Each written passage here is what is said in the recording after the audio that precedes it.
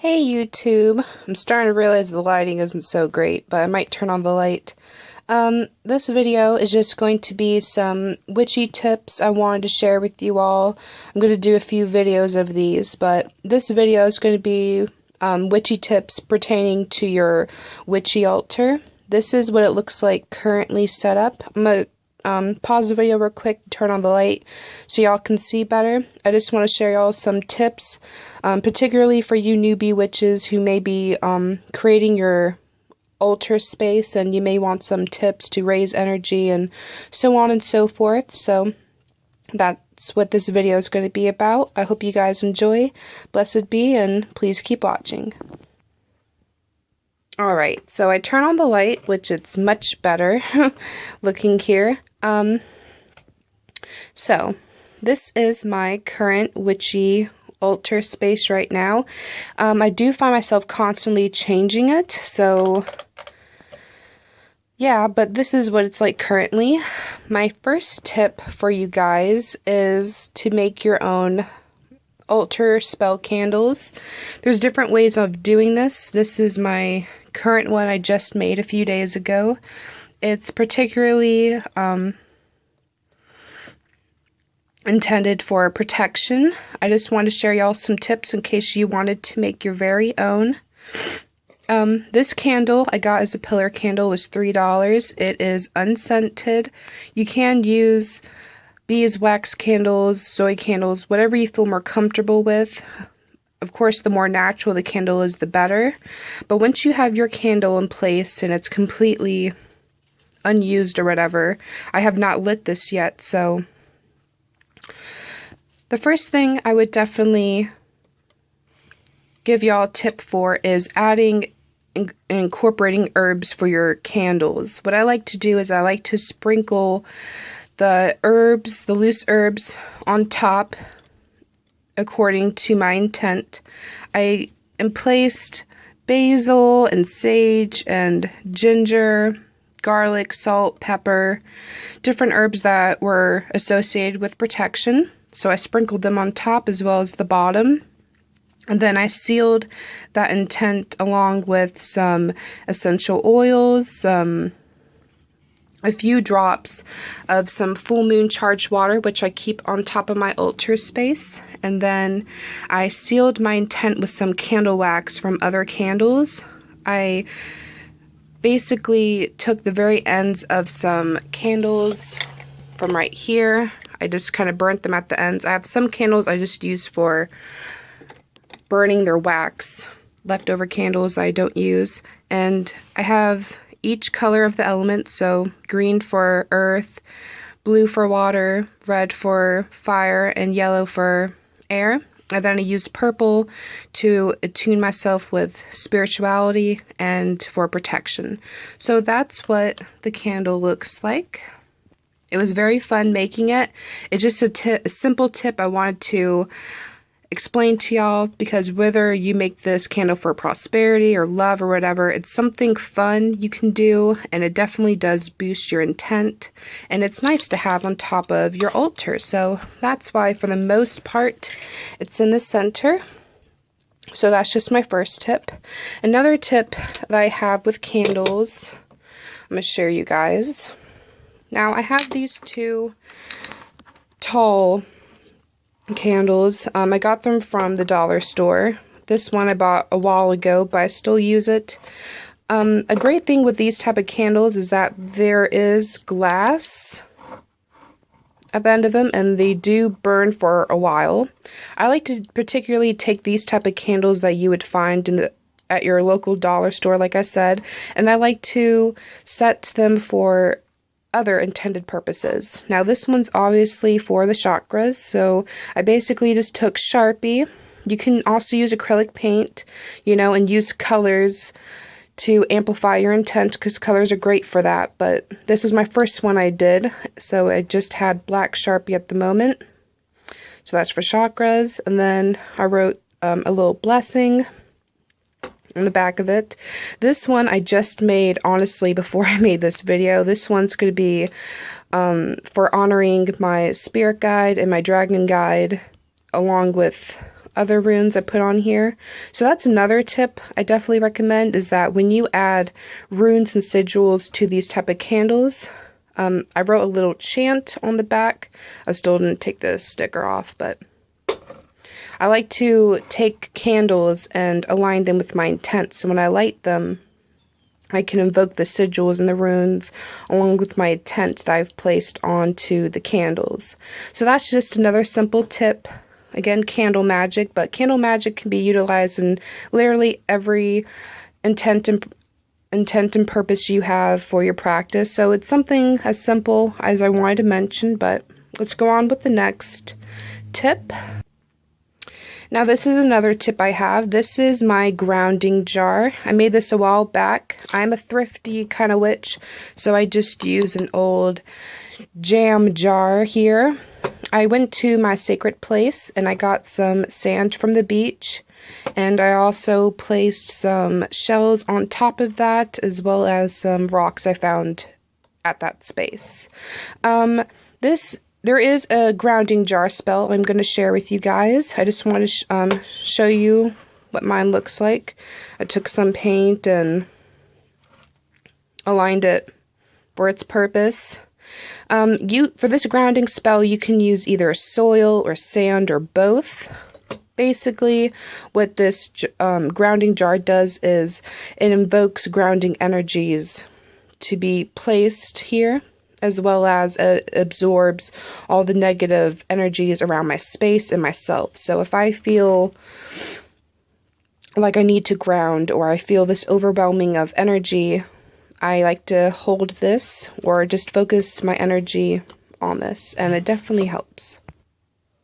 Alright, so I'm about to share with you guys the actual grounding spell. This is my little travel size spell book that I recently started making. So just for the purpose of this video, I'm going to share y'all the spell. So to stabilize your energy, fill a small jar with soil or sand, then call upon Mother Earth by chanting, Mother Earth, solid one, kissed by rain, wind, and sun, bring stable balance unto me, as I will it, so mote it be. Alright, you keep the jar close, like either in a bag, like your purse, your home, or your workplace. I like to keep mine on my altar. And nervous energy will no longer be a problem. Helps you stay grounded, controls anxiety, and maintains tranquility and stability. So feel free to pause the video and copy if you like. I wouldn't be sharing it if I didn't think it would help y'all. Definitely helps me. So that's just another witchy tip. So I mentioned some candle magic tips and some grounding jar spell tips. So let's go on to the next tip. Alright, this tip is for y'all working with energy work or meditation or trying to work with your chakras. I figured you newbie witches may not be familiar with some of these stones. Maybe you are, maybe you're not. These are pretty much common stones associated with the chakras and their points. I just wanted to share them with you all in case you were not familiar. Now, this is my chakra set for the moment. And I'm going to show you guys this from your root chakra to your crown, because that's the order you're supposed to focus on them with meditation anyway. So here at the very bottom, we have some hematite and some spotted snowflake obsidian. Those are great for the root chakra and grounding. This is carnelian. This is for the sacral chakra that's right above your root. Now above that chakra and above your belly button is the navel chakra. This is citrine. It's great for working with that. Yellow stones particularly. Pink and green stones can be invoked for the heart chakra. This is rose quartz. I don't know if y'all can see that. It is pink. Just the lighting. And then this is either jade or emerald. I'm not quite sure. But I use that together with my rose quartz to amplify the heart chakra. This is sodalite. This is a blue stone that's associated with the throat chakra. Now, this is more of my favorite chakra, the third eye chakra. Amethyst is my power stone, so I do have a lot. This is chevron amethyst. It's clear quartz and amethyst basically combined. It's really pretty and I love it. Only thing you have to be careful with when you're working with amethyst is that it cannot be exposed to sunlight for too long, because it will crack and grow brittle and break down, and it will fade. It's just not pretty.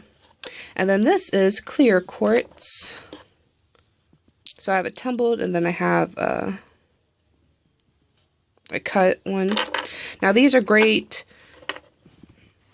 stones using for the chakras. Now you can also use these stones for making a chakra grid, you know, and other tips I have for is that, like I said, if you want to have a crystal grid on your altar with these stones, it's great, especially when you're wanting to meditate. It's a simple tip that everyone may or may not use, but it's something I just wanted to include for you newbie witches who are not familiar with the chakras and all their benefits. Definitely look into it and get into it. It can help you with more than just your magical practice, but your everyday life and your health and your mental health and so on and so forth. So that was just a tip I wanted to share. And we're going to move on with the next one. This next tip, newbie witches, is going to be for your cauldron. Now this is my small cauldron. It's about a pint size. It can fit a pint of liquid in here or other materials.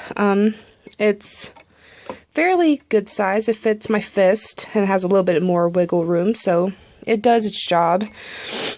This tip, when you have your cauldron, especially if you're new to using your cauldron or you eventually want to get one for your practice, newbie witches, a tip I have for you is to save your incense ash. Now the reason I say this, well, I keep mine in this little metal measuring cup, and I've been saving it for a while. It does take a while to save up, especially if you're not using loose incense like me. I use the stick incense, which I have in that mason jar of all my stick incense, and then it just kind of falls in this ceramic bowl incense holder, and when it falls, I just catch them in this. Now, the reason you want to save your ashes is because when you're working with your cauldron, you don't want your herbs or whatever else you burn in here to burn too fast or to heat up your cauldron way too much. So a good tip for that is to take some of your ash and pour it in there. So you pour it in there first, and then you take your charcoal tablet, which I'll show you. Yeah, so you take some of your ash, you put it in your cauldron, and then you place one of these charcoal tablets in there, and you put it in there, you light up, and then you put your herbs or whatever else in there. So it definitely helps. Alright, so another simple witchy tip I want to share with you all is making your own travel altar pieces, or if you're still new to casting your circle and your altar space, something cheap and convenient to use is to take stones you would find in nature. I got these from the beach, and I took some acrylic paint and I made these into little elemental stones that can represent the four corners of when you're casting your circle, or even just as a pretty layout for your altar space. It's something very simple but easy to use, and you can use when you're casting your circle, like I said. You can also, of course, use candles and herbs and blah blah blah, but if you're new to the craft and you don't have many tools to start out with, this is a very simple but good tip to use and utilize in your craft. Like I said, I painted these, and I do use these mostly when I am casting my circle, honestly. As you get more developed into the craft, you start incorporating tools and different things like that with these elements and their points, quarter points along. But like I said, it was simple, and I just wanted to include it with y'all because it's something that you can use and something that people shouldn't forget about. Sometimes the best simple tips are the best. So this will be my last tip for this video because I do not want it to be too long. It's something I mentioned before, but with you new witches, you may not be too familiar with this. So these are Himalayan salt candle holders. They are much more pink in person the video is not so, the lighting is not so good, but these are huge and wonderful additions to any altar or witchy space, or even if you're into energy work or meditation. Many people use these, and this is why they're awesome. Himalayan salt, they have many properties in general, but when they're in this form, this is a candle holder. I use them for my tea lights. Now keep in mind, these are salt. These are all 100% salt in every way, Himalayan salt. So if you live in a humid place, or you have a humid room or whatever, you definitely want to keep that in mind, because you want to keep these dry. They will get gunky, and they will have slime and yucky stuff. You see that with usually Himalayan salt lamps. These are the candle holders, so I don't really have that problem. Plus, my room is not really humid to begin with, so I have no issues with that. But if we're being 100% real and honest, just keep that in mind. If you have a humid room, you may want to keep like a plate or something underneath these for that reason, because they will turn gross. But these work amazing for cleansing your space. And the reason I say that is because one of the many properties of Himalayan salt is cleansing and purifying toxins in the air and the environment around you.